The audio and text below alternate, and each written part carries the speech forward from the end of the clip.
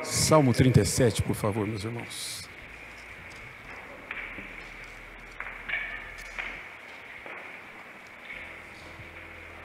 Salmo 37, Salmo de Davi. Não te indignes por causa dos malfeitores, nem tenhas inveja dos que praticam iniquidade, pois eles dentro em breve definharão como a relva e murcharão como a erva verde. Confia no Senhor e faze o bem, habita na terra e alimenta-te da verdade. Agrada-te do Senhor e Ele satisfará os desejos do teu coração. Entrega o teu caminho ao Senhor, confia nele, o mais Ele fará. Fará sobressair a tua justiça como a luz e o teu direito como o sol ao meio-dia. Descansa no Senhor e espera nele. Não te irrites por causa do homem que prospera em seu caminho, por causa do que leva a cabo os seus maus desígnios. Deixa a ira, abandona o furor, não te impacientes, certamente isto acabará mal, porque os malfeitores serão exterminados, mas os que esperam no Senhor possuirão a terra. Mais um pouco de tempo e já não existirá o ímpio, procurarás o seu lugar e não o acharás, mas os mansos herdarão a terra e se deleitarão na abundância da paz. Até o verso de número 11, este longo salmo, o Salmo 37. Meus irmãos, nós vivemos, evidentemente, num mundo carregado de injustiça, um mundo injusto.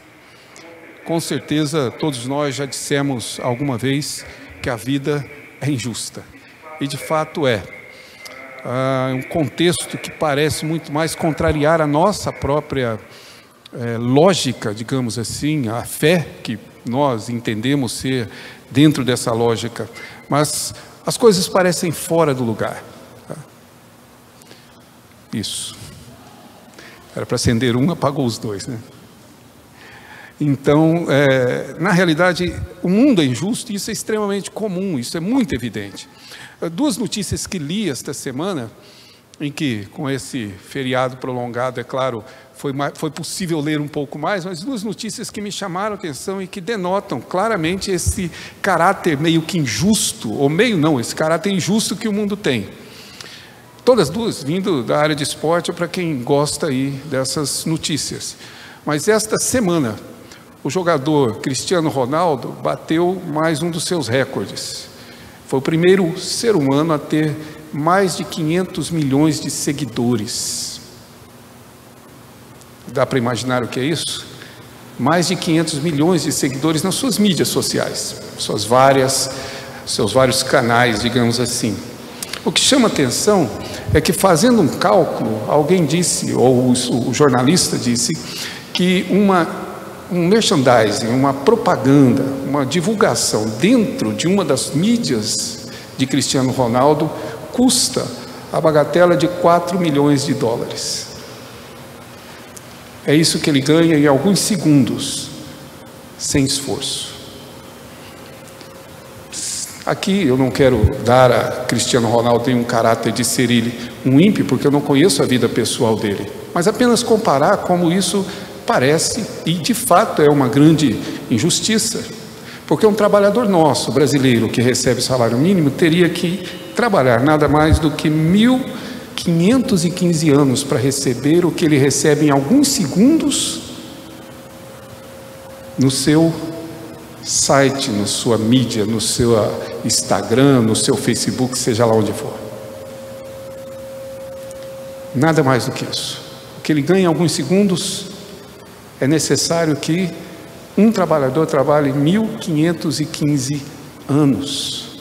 É claro que existe uma injustiça aí, sem nenhum demérito para ele, mas é claro que existe uma injustiça.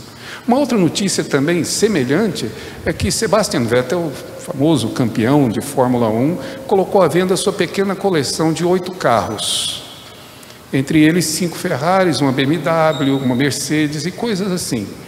O carro mais barato dele compraria no mínimo 50 carros 0 quilômetros aqui para nós, o mais barato.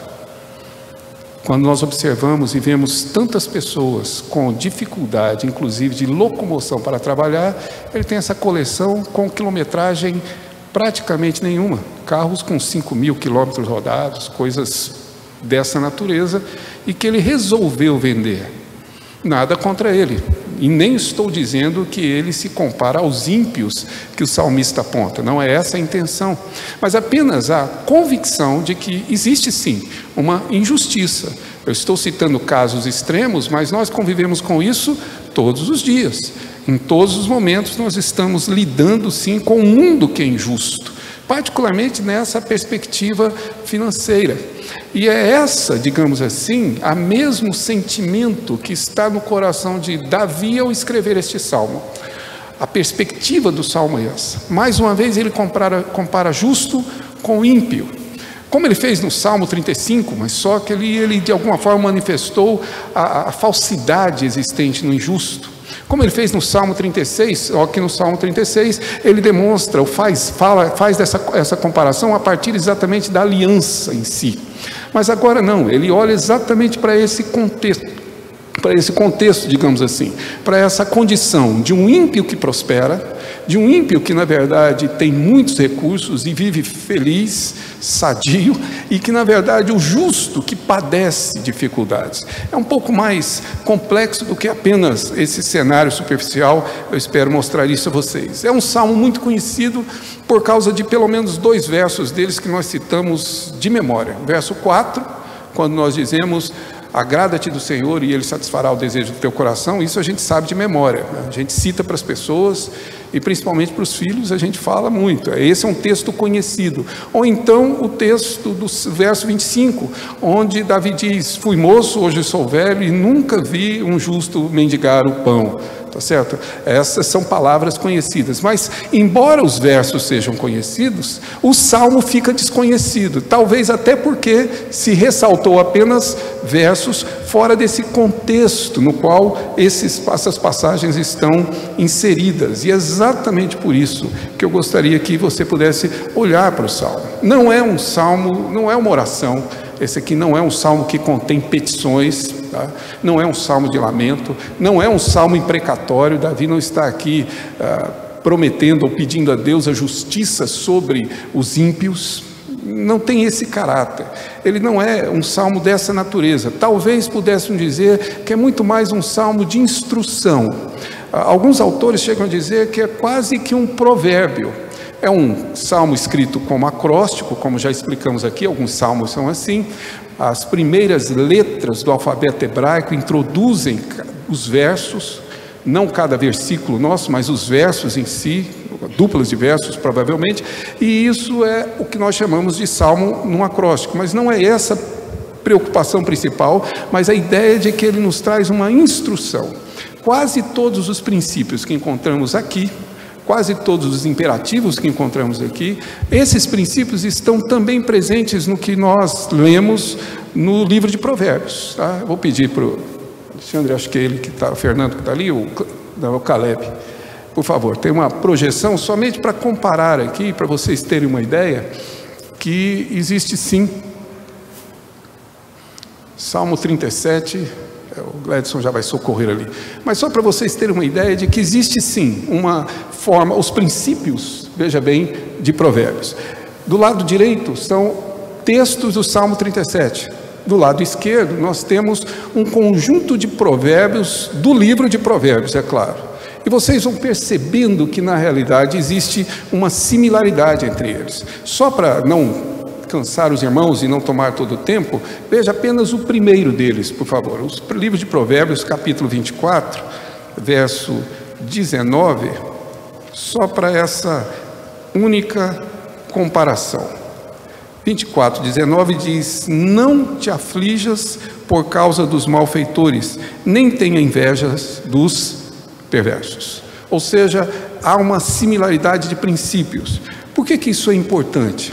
É importante porque nos leva a compreender o Salmo na perspectiva do livro de Provérbios, ou seja, são instruções que na realidade um pai, ou o instrutor, ou o pastor, digamos assim, como é o livro de Provérbios, passa a seu filho, ou passa àqueles que lhe seguem, aqueles que são seus liderados. Então é um salmo instrutivo, que na verdade ele não não fala diretamente à pessoa de Deus na segunda pessoa, mas na verdade fala de Deus, acerca de Deus e da maneira de Deus agir. Por isso ele nos traz instruções baseadas na experiência pessoal do autor. Fui moço, agora sou velho, e eu não vi. Ou seja, ele está falando do seu testemunho, da sua experiência pessoal. Mas particularmente, se você observar bem o verso 31, é a partir da lei de Deus, da Torá. O verso 31 do capítulo 37 nos diz isso: no coração tem ele a lei de Deus. E eu já informei os irmãos que a lei, ou a palavra Torá, que traduz essa nossa, digamos, palavra lei no português, ela tem uma raiz em instrução. Portanto, o salmo é uma instrução. E se é uma instrução, isso nos leva a entender como o salmista nos ensina, ou de alguma forma nos mostra a maneira como devemos nós, de fato, viver. Mas antes disso, qual que é o contexto social para que tenhamos a ideia do que levou o salmista a falar sobre isso? Primeiro, isso está muito relacionado à herança da terra, à herança que as famílias possuíam. Para nós, isso foge um pouquinho do nosso contexto, né? Nós que hoje não possuímos terra mais, quando possuímos temos um apartamento, né? Alguma coisa assim.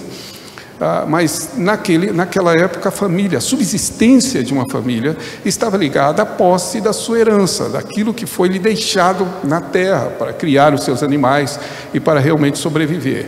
Contudo, muitas pessoas passavam por dificuldades financeiras e isso era não vendido, mas ele se tornava propriedade até o ano do jubileu de outras pessoas. E nesse contexto, alguns usurpavam a terra dos outros, que parece ser o caso aqui, se você puder acompanhar. Capítulo 37, por favor, verso 9. Porque os malfeitores serão exterminados, mas os que esperam no Senhor possuirão a terra. Aqui, pensem dessa forma: possuirão a sua herança, possuirão a terra que na verdade herdaram dos seus pais. Veja o verso 11: mas os mansos herdarão a terra, tá? E se deleitarão na abundância da paz. Veja, por exemplo, o verso de número 18: o Senhor conhece os dias dos íntegros, a herança deles permanecerá para sempre. Caminhe um pouquinho mais e veja o verso 22: aqueles a quem o Senhor abençoa possuirão a terra. Veja de novo o verso 29: os justos herdarão a terra e nela habitarão para sempre. Verso 34, onde ele diz: espera no Senhor, segue o teu caminho e ele te exaltará para possuíres a terra. Percebem como o contexto aqui dá a indicação de famílias que possuem a sua herança, possuem a sua terra, possuem o seu arrimo, possuem o seu sustento ali, mas que essa terra foi usurpada por ímpios que, na verdade, por serem ricos e poderosos, tomaram a posse daquilo que era o único sustento dessas famílias. E é esse contexto que leva o salmista a escrever, por exemplo, no verso 3 que lemos: pois eles dentro em breve definharão como a relva e murcharão, diz o texto. Ou seja, não o verso 3, mas basicamente aqui a sua descrição de que Deus dará a essas pessoas a condição de fato de viverem dentro da sua própria terra, dentro das suas posses, e não mais usurpada por esses ricos e poderosos. Ou seja, o salmista vê aqui, não na verdade a necessidade de defender justamente a distribuição de renda e retorno das posses, mas o risco de que o coração do justo se corrompa pela revolta com a injustiça gritante diante dos seus olhos. É essa a preocupação do salmista, é essa a sua instrução. É a ameaça que existe de que na revolta do coração do justo, ele termine sim reagindo de uma maneira que negue a sua própria fé e assuma uma postura rebelde, de angústia, de desespero, e abandone exatamente a lei do Senhor. E não diga que isso não aconteça, porque isso parece para mim uma descrição muito própria dos dias em que vivemos. não fosse estar lendo isso no Salmo, eu penso estaríamos lendo alguma notícia de jornal contemporâneo, porque é o que acontece muito conosco, uma revolta contínua dentro do coração que nos leva a posturas, digamos assim, diferentes daquela que o Evangelho nos traz, ou pelo menos que a Escritura nos traz. Por exemplo, quando nós chegamos ao ponto do desespero, de nada ter, vendo ímpios tendo tudo, muitas pessoas apelam à chamada e conhecida e popular teologia da prosperidade. É impressionante quando pessoas cultas, pessoas doutas, pessoas maduras, convivem com essa teologia, o que para mim é sinal de desespero.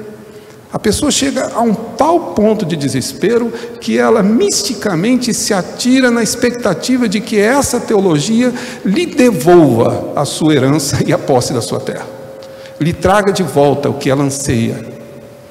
Mas se não é assim, boa parte de outras pessoas migram para o outro lado e começam a crer nas teses populares, sociais, contemporâneas, eu diria seculares e até mundanas que temos, de que você pode e deve alcançar êxito. Quantas vezes você não ouviu falar de cursos, de palestras, de livros que te ensinam a, de fato, se tornar rico? Quando você vai assistir uma mensagem no YouTube, vem aquela propagandazinha antes, e a propagandazinha antes te diz, mostra alguém mostrando, veja quanto eu ganhei só hoje, aí mostra lá, sabe, alguns valores altíssimos, né? É difícil de acreditar, mas tudo bem, tudo é possível que crê, né? Principalmente quando crê nessas coisas. Então, na verdade, as pessoas começam a apelar para esse tipo de tese e começam a viver como pessoas que não são justas, ou seja, como pessoas que não creem, começam a viver como ímpios. Cantam louvores, vão à igreja, participam do culto, entregam seus dízimos, fazem todo o processo cristão, mas ao saírem lá fora, vivem a sua vida profissional como ímpios, buscando por meio dessas teorias, dessas práticas, alcançar aquilo que na verdade não tem alcançado, seu coração almeja. Ou seja, é difícil negar que não exista no nosso coração uma certa angústia com essa injustiça que vemos no mundo. Afinal de contas, você trabalha tanto e tem tão pouco, e outros que não trabalham nada têm muito mais do que você. No seu trabalho você se esforça, é o suor do seu rosto, é você quem se sacrifica, e você olha e vê talvez o seu patrão, o empresário, o dono da empresa, seja lá quem for, trabalhando quase nada e usufruindo do seu trabalho. E é difícil você não sentir no seu coração revolta, é injusto, e é exatamente esse o risco que este autor traz, para que nós não nos tornemos pessoas assim. É mais ou menos como eu, na antiga fila de banco. Hoje o banco não tem fila mais, graças a Deus, para minha alegria, nem precisamos ir lá. Mas quando eu era mais jovem e ia a banco, sabe aquela coisa? Você escolhia a menor fila, aí ela parava, aí a outra fila andava, aí você muda de fila, aí aquela que você mudou para, e a que você estava vai. E é como se você estivesse sempre na fila errada do banco, entendeu? Você está sempre na fila errada da vida. A fila sua nunca anda, e sempre a outra anda mais depressa. É como se tudo estivesse, de fato, debaixo desse processo, ou dessa perspectiva de uma injustiça no mundo. E por isso o salmista coloca essa questão de maneira correta. O que ele nos diz é que tudo é uma escolha de fé. Não de evidências, não de provas, mas de fé. A pergunta, traduzindo aqui ou tentando atualizar aqui, é simples: em quem você crê? Na providência de Deus ou nas teses e nas práticas dos ímpios? De onde você imagina virá o sucesso? Onde você encontrará êxito? Na providência de Deus ou nas práticas que na verdade têm se ensinado para se chegar a esse ponto? Daí, claro, o salmo que temos em mãos, que são conselhos, instruções de como viver em um mundo injusto. como eu e você podemos sobreviver com fé em um mundo como esse que vivemos. São esses os conselhos. E para nossa alegria, os conselhos são apenas 2. Já que a memória suas deve estar como a minha, né? Se fosse mais do que isso, já precisaria anotar. Mas são só 2 conselhos que ele dá. Simples de serem percebidos se você puder observar. Primeiro, observe que o Salmo está dividido de fato em 2 partes. Verso 1 ao verso 11, onde contemos a maior parte dos imperativos, ou seja, das ordens, dos mandamentos. Sempre os verbos aparecem muito mais aqui no imperativo. E aí o verso 1 ao verso 11, onde existem essas instruções. Do verso 12 ao 40, são as circunstâncias nas quais esses mandamentos estão baseados. E como o nosso tempo é razoavelmente curto, nós vamos dividir o Salmo aqui em 2 partes. E precisamos ver agora essa primeira parte, onde esses imperativos estão. Mas todos eles estão baseados nas circunstâncias descritas do verso 12 ao verso 40. E quais são os conselhos que ele nos dá? Como eu e você podemos viver num mundo injusto? Primeiro, ele nos diz com toda clareza, começando a partir daí, com imperativos negativos. Muito fácil de perceber, e você pode anotar aí na sua Bíblia. Verso 1, não te indignes. Verso 1, não tenha inveja. Verso 7, não te irrites. Verso 8, deixa a ira. Abandona o furor. Não te impacientes. Todos eles no negativo, na forma negativa. Ou seja, e veja, a ênfase exatamente nesse verbo que se repete 3 vezes, embora Almeida tenha colocado com 3 verbos diferentes, mas indignar, irritar, impacientar, são 3 verbos, digamos, que traduzem a mesma palavra no hebraico, ou seja, não se indigne porque o justo de fato alcança seu êxito, seu sucesso e sua riqueza. É isso que ele está dizendo, não permita que o seu coração de fato se irrite com tudo isso. Até imagino que devia ter lido esse salmo antes de ir ao quintal do espeto, né? Mas esse é outro assunto. Mas de qualquer maneira, não te irrites, não te indignes com tudo isso. Na verdade, essa é a forma negativa que ele tem. Os verbos apontam para um estado de alma, para um estado de espírito, para um coração de fato. Não permita que o seu coração se revolte. Ou seja, esse é o conselho e a ordem que ele traz. Não permita que a raiva tome conta de você. E veja bem, nós ignoramos o que a raiva é capaz de fazer. Me lembro que lá bem atrás, por volta de 2005, ou seja, já vai aí seus 16 anos, mais 15 anos atrás, assisti um filme chamado A Outra Face da Raiva. Alguém aí talvez já tenha assistido. Se não assistiu, vai ser difícil assistir, viu? Porque não vai estar no Netflix. É muito antigo para isso. Mas A Outra Face da Raiva. O filme, para resumir e não contar o filme, nem dar spoiler, né? Não fica bem, mas basicamente o que ele mostra é o que somos capazes de fazer movidos pela raiva. Quando nosso coração se revolta, não há limites. Nós destruímos a nossa e a vida de outras pessoas. É incapaz, eu não estou dizendo somente da ira violenta, mas uma revolta que consome o coração do homem e que o torna, na verdade, quase que um ímpio. É por isso que as pessoas abandonam, de certa forma, a fé. É, de fato, um sintoma claro e presente no nosso coração. A causa para que eles, ou para que esses homens pudessem estar de tal forma revoltados, está claro também no Salmo, se você puder observar. Verso 1, por causa dos malfeitores. Verso 1 ainda, por causa daqueles que praticam iniquidade. Observe que ele também diz no verso de número 8, porque os malfeitores é que na verdade serão exterminados. Verso 7, o homem que não te irrites por causa do homem que prospera no seu caminho, ou por causa da que leva a cabo os seus planos malignos, seus desígnios maus. Ou seja, é por causa desses homens que vivemos revoltados. Porque, na verdade, existe uma injustiça gritante e que eu sofro continuamente com essa injustiça. Sei que não é tão simples para nós entendermos o contexto do Salmo, mas volte um pouco e imagine que alguém, seu vizinho, Você volta para casa domingo à noite, depois do culto, e ao chegar em casa, seu vizinho está dentro da sua casa.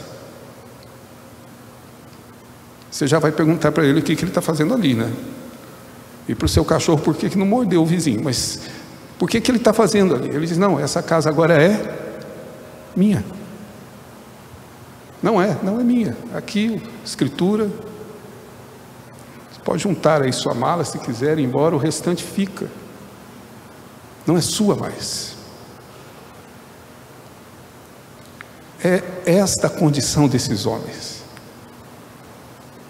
Perdem seu sustento, sua moradia, seu lugar, para homens ímpios que por planos malignos tomam para si a terra daquele que nada tem.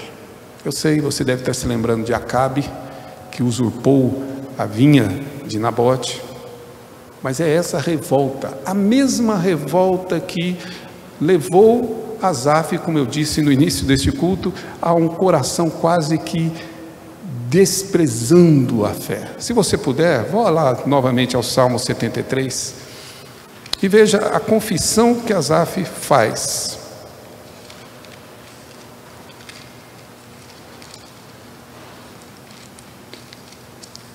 Ele diz neste salmo, com efeito Deus é bom, e ele já começa assim, que é para, de fato, falando talvez até consigo mesmo, para com os que são de coração limpo. Quanto a mim, diz ele, porém, verso 2, quase que meus pés escorregaram, quase que eu resvalei, pouco faltou para que se desviassem os meus passos, pois eu invejava os arrogantes, ao ver a prosperidade dos perversos. Para eles não há preocupações, o seu corpo é sadio, é forte, é nédio, não partilham das canseiras dos mortais, nem são afligidos com os outros homens. Daí a soberba que os cinge como um colar e a violência que os envolve como um manto. Os olhos saltam-lhe gordura, do coração brotam-lhes fantasias, motejam e falam maliciosamente, da opressão falam com altivez, com orgulho, com soberba, contra os céus desandam a boca e a sua língua percorre a terra. Por isso o seu povo se volta para eles e o tem por fonte de que bebe a largos sorvos. E diz, como sabe Deus, acaso há conhecimento no Altíssimo? Eis que são estes os ímpios, e sempre tranquilos, aumentam suas riquezas, com efeito inutilmente conservei puro o coração e lavei as mãos na inocência, pois de contínuo sou afligido e a cada manhã castigado. Esse é o coração de Asaf. Inutilmente eu sou fiel, inutilmente eu pratico a minha fé, eu vivo o meu cristianismo de maneira autêntica. É inútil ser honesto, é inútil ser justo, é inútil ser bom. Porque enquanto você é bom e justo, os ímpios progridem, e os ímpios, na verdade, enriquecem. É exatamente essa ordem. Não permita que o seu coração se irrite. Sim, mas qual é o segundo conselho? Exatamente o oposto, se você puder observar. Ou seja, qual é o oposto de todo esse sentimento, digamos assim, de toda essa amargura? Verso de número 3, ele nos traz um conjunto de verbos onde todos eles apontam para uma confiança em Deus. Por favor, verso de número 3, confia no Senhor. Verso de número 5, entrega o teu caminho ao Senhor. Verso 7, descansa. Verso 7, espera. E principalmente o verso 4, agrada-te. Todos os verbos estão dentro do mesmo contexto, ou seja, confia no Senhor, espera pelo Senhor. Descansar é basicamente o mesmo hino que cantamos esta noite, sossegai. Ou seja, repouse exatamente nele. E seja exatamente assim, ou seja, essa é a ordenança. Particularmente, o verso de número 4 aqui merece uma certa atenção, porque geralmente as pessoas leem errado o verso 4. Se você estiver com ele aberto, leia e entenda corretamente. O verso não diz, agrada ao Senhor e ele satisfará o desejo do teu coração, numa espécie de troca, numa espécie de escambo, em que eu, na verdade, agrado o Senhor me agrada. Isso aí é teologia da prosperidade, esqueça. Essa coisa de que eu vou fazer o que Deus quer e Deus fará o que eu quero. O Salmo não diz isso, o Salmo diz, agrada-te. torna o teu coração agradado do Senhor, ou como diz a Nova Versão Transformadora, que alegre-se no Senhor, que a sua satisfação esteja nele, porque quando isso acontecer, o seu coração estará satisfeito. Não existe satisfação sem o Senhor. Você pode possuir os seguidores que o Cristiano Ronaldo tem, isso não traz satisfação, é isso que o salmista está dizendo. Descansa no Senhor, entenda isso, agrade-se dele, das coisas dele, da palavra dele, da lei dele, tenha seu prazer voltado nele, e então, nesse dia, o seu coração estará satisfeito. Porque eu posso estar muito enganado, mas os ímpios em geral são pessoas eternamente insatisfeitas. Nunca o que tem é o suficiente para saciar a sua fome, o seu desejo, que nunca vai ser satisfeito, a não ser que esteja entregue ao Senhor. Por isso o salmista diz com muita clareza, só existe dois caminhos: ou você se revolta com Deus, se revolta com a fé, se revolta com o Evangelho, se revolta com a palavra, se revolta com a lei, ou você na verdade se satisfaz do Senhor, confia nele, descansa nele, espera nele. Não existe outro termo, não existe outro caminho. É isso que o salmista está informando. Só existe uma maneira de eu, de fato, tratar o meu coração e sobreviver neste mundo injusto. Ainda que eu abrace todas as teses mundanas de sucesso, de progresso, de enriquecimento, ainda assim eu não estarei satisfeito, eu não estarei, de fato, em paz. É necessário que esteja descansado no Senhor.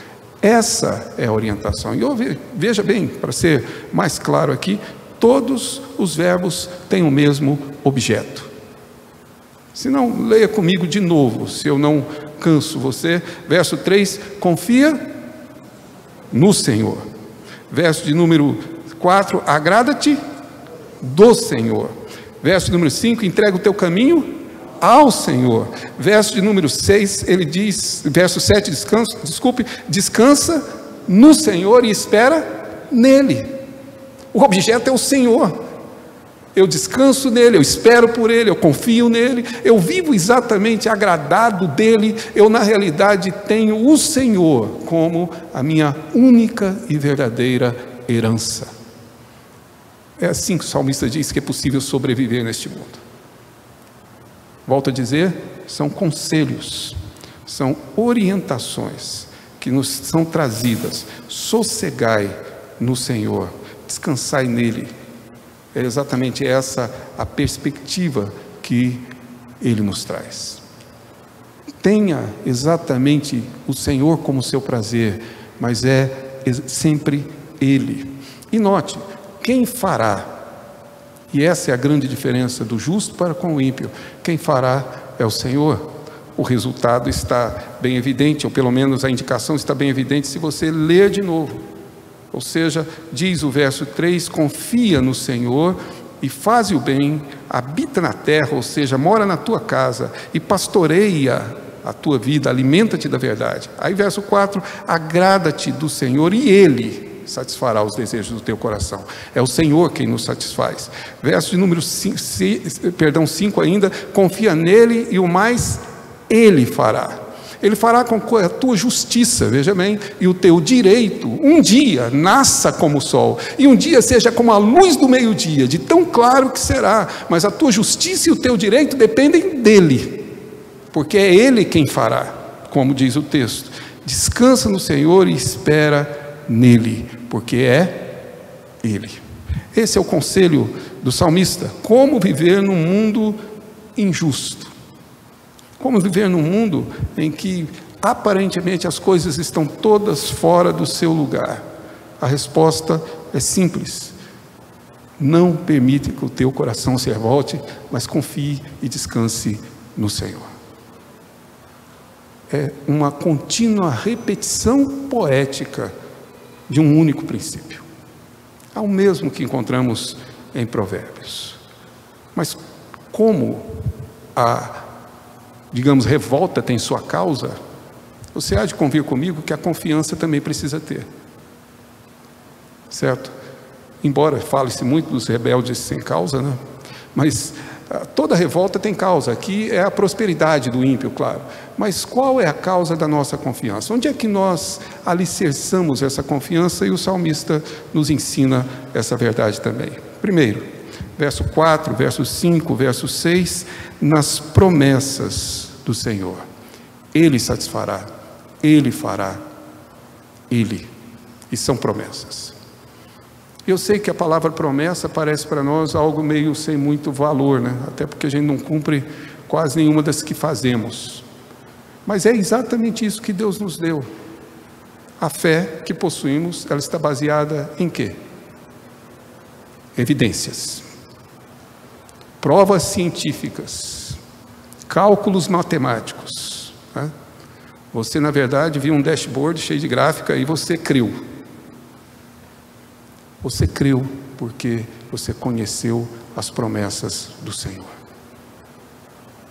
Tudo o que cremos está baseado nessas promessas. E mais nada. Não há prova, não há evidência. E Deus não se dá trabalho de nos provar. Ou você enxerga, ou você não vê. Mas Deus não nos dá o trabalho. Me lembro de certa ocasião, já disse isso aqui, que eu fui fazer uma visita na casa de um membro da minha igreja, tinha um diácono que era filho dele, mas parte da família nem frequentava mais a igreja, já estava de fato abandonando a igreja, e a filha dele ia sair com o namorado, que eu não conhecia. Sentei na sala para esperar o dono da casa e junto comigo se sentou o namorado. Rapaz, simpático, etc. E começou a puxar assunto, né? Nós começamos a conversar. Você vai ficar numa sala com uma pessoa sem conversar? Então, começamos a conversar. E ele, sabendo que eu era pastor, começou a fazer algumas indagações. Logo, ele entrou para o campo que eu acho onde ele se sentia mais seguro. Ele queria saber o que a Bíblia diz de existência de vida em outros planetas. Difícil, porque aí não é assunto bíblico. Mas fomos conversando. E por fim, ele adentrou aqui, porque ele cria na existência de seres alienígenas, e ele começou a justificar os seus argumentos com a revista científica muito conceituada chamada Planeta. Acho que nem é publicada mais, de tão boa que era.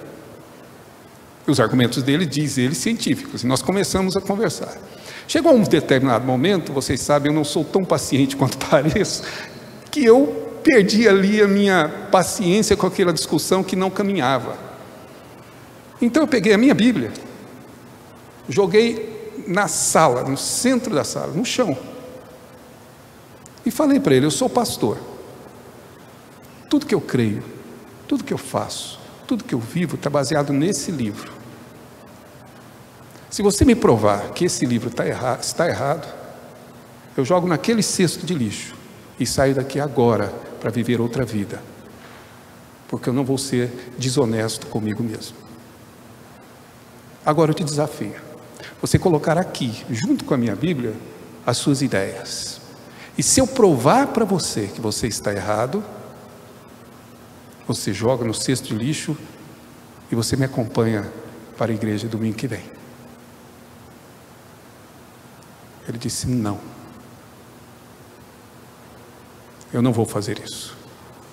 Eu disse: a nossa conversa termina aqui, porque você não é honesto com você mesmo. Você não é capaz de colocar os seus pensamentos, a sua crença, seja lá o que você chame isso, em jogo.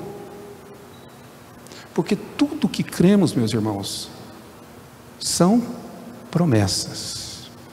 A diferença é quem fez a promessa. E quem não fez essas promessas não mente jamais. Não falha. Tudo o que ele afirmou que faria, ele fará. Por isso o salmista diz: descansa nele. Entrega o teu futuro, tua vida ou teu caminho. Escolha aqui o tipo de linguagem poética que você queira usar, mas caminho é isso, é vida. Entrega a tua vida, entrega o teu futuro a Deus. E o mais, creia, Ele fará. Porque é fé, é a escolha pela fé. Mas a base são promessas. Ele satisfará e Ele fará. Fará mais, inclusive. Segunda base que ele aponta para nós, verso 8, se você puder observar, ele diz que na realidade deixa a ira, abandona o furor, não te impacientes. Por quê? Porque certamente isso acabará mal. Isso parece linguagem de pai, né? Pai é assim, né? Eu tinha um amigo meu, esses dias a gente estava conversando e falando ele estávamos conversando e falando dessa minha lembrança da infância. O pai dele era guarda noturno de uma empresa e com muita dificuldade montou para o filho adolescente, que era nosso colega, uma bicicleta. Eles moravam de invasão no nosso bairro. E o pai saiu, a mãe também, mas a mãe proibiu ele de pegar a bicicleta, nunca tinha andado a bicicleta, mas jovem sabe como era. Juntou aquela turma de adolescente forçando o nosso amigo, que chamava Manuel, o apelido dele era Fenemê, para pegar a bicicleta, para a gente andar de bicicleta, escondido dos seus pais. Falei, mas minha mãe falou para eu não pegar. Mas não vai acontecer nada, minha mãe falou que se eu pegar vai acontecer, mas não vai, a gente garante. Todo mundo deu uma volta. Na hora que foi a vez do Fenemê, ele caiu e estragou a bicicleta. E eu vi ele subindo a ladeira, empurrando a bicicleta, com a roda já quadrada, com tombo, chegando, passando por nós, dizendo, praga de mãe pega. É mais ou menos esse conselho. Você sabe que vai dar errado. Ele diz, não permita, você sabe que isso só vai acabar mal. Aonde a ira pode te levar? Aonde a indignação pode te conduzir? Aonde a impaciência pode te realmente levar? Se não a um final realmente desastroso. Ele diz, abandona a ira, abandona o furor, porque isso acabará mal, a consequência virá. Tão certo quanto a promessa do Senhor. Mas ele aponta uma terceira cláusula, se você puder observar, que é aquilo que encontramos no verso 2 e verso 10. Diz ele, pois dentro em breve, diz no verso 2. E no verso 10 ele repete, mais um pouco de tempo. O salmista está dizendo que a nossa confiança existe porque ela está baseada na nossa perspectiva, que principalmente na nossa forma de ver a vida a partir da eternidade. E não a partir daquilo que é temporário e provisório. É isso que o Salmo traz. Aliás, é assim que os nossos tradutores entenderam. Se você está com a sua Bíblia aberta, veja, Almeida coloca temporária a felicidade dos perversos como um subtítulo aqui do Salmo. É porque, na verdade, compara essa eternidade. Com qual perspectiva você olha a vida? Qual é o seu ponto de referência? Aquilo que é provisório, passageiro, ou aquilo que é eterno? Como vocês sabem, eu toquei durante alguns anos numa banda escolar, na minha adolescência, na minha juventude, no meu ensino médio. Eu tocava o instrumento mais simpático da banda, chamado baixo tuba, que quem não conhece é aquele que sai aqui, que você carrega no ombro, parece que está enrolado numa cobra, né? Aquela coisa. Eu tocava isso, né? Geralmente instrumento reservado para pessoas com corpo mais forte, etc. Como eu, então, era o que eu tocava. E, como era uma banda marcial, nós tínhamos que marchar ao mesmo tempo que tocávamos. Tínhamos que ter alinhamento, tínhamos que ter também o alinhamento nos dois sentidos, dessa ordem unida, e precisávamos então marchar juntos. Só que quem puxa a fila tem que puxar a fila reto. Senão, a sua banda vai parecer uma cobra subindo a penha. Então, você tem que caminhar reto. Então, eu recebi uma orientação logo nos inícios da minha carreira musical. Quando você for marchar, você marque um ponto de referência, olhe para ele e caminhe reto, que você não desvia. É simples assim, marque o ponto de referência. E tudo bem, fomos tocar num concurso de bandas, no estádio de esporte. Já era horrível, porque o eco atrapalhava o tempo todo, mas... Vamos lá. E eu marquei então um ponto de referência. Só que eu não percebi que o meu ponto de referência era uma pessoa. E quando eu virei o rosto para ver se estava alinhado aqui e voltei de novo, meu ponto de referência sumiu. Eu acho que foi ao banheiro e aí pronto. O que eu quero ilustrar para os irmãos é exatamente isso. Ou seja, qual é o seu ponto de referência? Se é algo transitório que hoje está lá, mas amanhã não vai estar, sua vida vai ser completamente um caminho torto. Mas se o seu ponto de referência é a eternidade, tudo que você vive aqui é completamente provisório, suportável. porque essa injustiça não durará por toda a eternidade. A minha referência é o Deus eterno e a eternidade que Ele reservou para mim. Portanto, o que eu passo por aqui, não me importa quantos milhões os outros possuam, eles possuem milhões, mas eles não possuem a eternidade que eu tenho com Deus. E é exatamente isso que o salmista diz: eu confio no Senhor, porque em breve, pouco tempo, e tudo isso irá passar. Veja a sua vida. Eu estou aqui falando da minha adolescência como se fosse ontem. E já se vão mais de 40 anos. Porque eternidade é que importa. Não essa juventude forçada que as pessoas querem ter, como se vão conseguir de fato se manter jovens, tá? Só se mumificarem por toda a eternidade. É essa a segurança que o salmista diz. Confie na promessa, entenda as consequências e perceba, tenha como referência da sua vida o que é eterno. Paulo nos ensina isso. Ele vai dizer que o que é eterno, as coisas visíveis são passageiras, mas as invisíveis são eternas, e são elas. Mas, como sempre, Deus em sua sabedoria nos dá uma última razão, e talvez a maior de todas elas. Verso 11: mas os mansos herdarão a terra e se deleitarão na abundância da paz. Eu já disse isso aos irmãos, quando no Novo Testamento as citações do Antigo, a citação ela não foge do seu contexto, ela não está fora do seu contexto. Então veja bem, Jesus quando disse no Mateus capítulo 5, verso 5, bem-aventurados são os mansos, porque eles herdarão a terra, citando o Salmo 37, na minha opinião sincera, Jesus não está simplesmente se referindo ao verso 11, mas Jesus está dizendo, lembra-se do Salmo 37, de todos os 40 versos daquele Salmo, pois bem, eles estão aqui contidos, aqueles que me seguem, aqueles que são meus discípulos, aqueles que estão no meu reino, herdarão a terra, porque na verdade a nossa confiança está nas palavras e na vida e no sacrifício de Jesus Cristo. Ele assume para si a promessa do Salmo 37, porque na verdade essa é a promessa que encontramos nele. Onde está a nossa confiança? A nossa confiança está em Jesus. Assim, basicamente, que Jesus interpreta o Salmo, trazendo o Salmo para o seu tempo, dizendo que bem-aventurado, feliz são os mansos, os justos, porque eles herdarão a terra.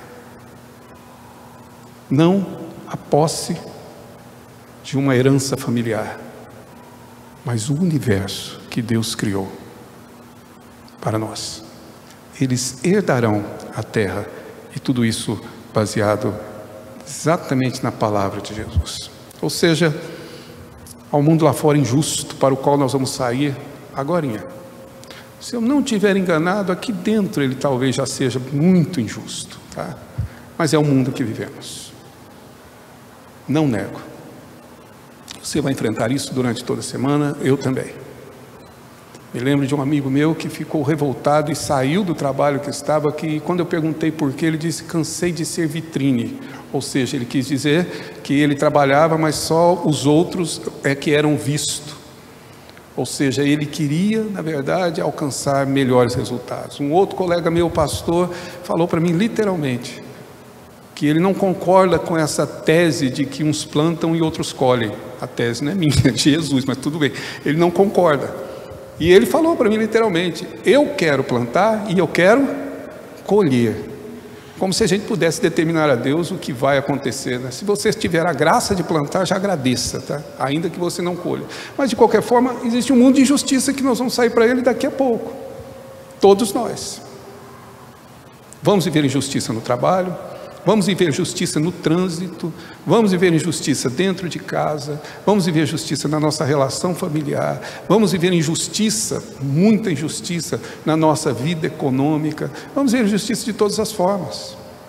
Pessoas que têm mais posse já estão sendo vacinadas, enquanto aqui a plebe que nada sabe da lei tem que esperar que isso chegue até nós. Isso é assim o mundo. Como eu vou viver num mundo assim? Como eu vou sobreviver aqui? Só existem duas maneiras. Ou você vive como ímpio, ou você vive como justo. E a decisão, por um lado e para o outro, é pela fé. Não se engane. Por isso, o salmista dispõe diante de nós essa verdade. E eu espero que você hoje tome a decisão correta e confiar nele. Porque se você fizer isso, entenda, ele satisfará o desejo do teu coração. Ele, e somente ele, fará sobressair a tua justiça e o teu direito, como a luz, como o sol de meio-dia. Ele, na verdade, conduzirá os seus passos. Ele fará. Confia nele, descansa nele, entregue-se a ele, porque é exatamente assim que Deus nos instrui. Mas por fim, a última palavra que eu gostaria de trazer aos irmãos é lembrar que nós estamos diante de um cântico. O salmo é um cântico. O interessante de toda essa instrução é que ela foi cantada. Essa é a importância da música para nós, porque ela nos ensina. Às vezes nos ensina mais do que eu digo. Provavelmente você vai se lembrar da música e da letra que você cantou aqui, vai ficar na sua espera, fique na sua memória até a próxima semana. E não outras músicas que ficam aí gravadas, meio que grudam como chiclete, mas que essas músicas, elas ficam conosco, porque elas nos ensinam. E é exatamente isso que o Salmo é.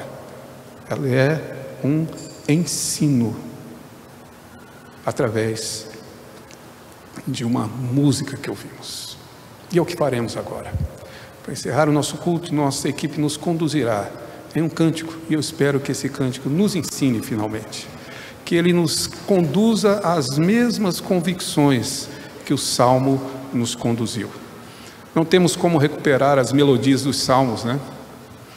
Mas, claro, o seu conteúdo, as suas certezas estão presentes nessa música. Eu quero convidá-lo a se colocar de pé e cantar conosco, para que assim concluamos o nosso culto.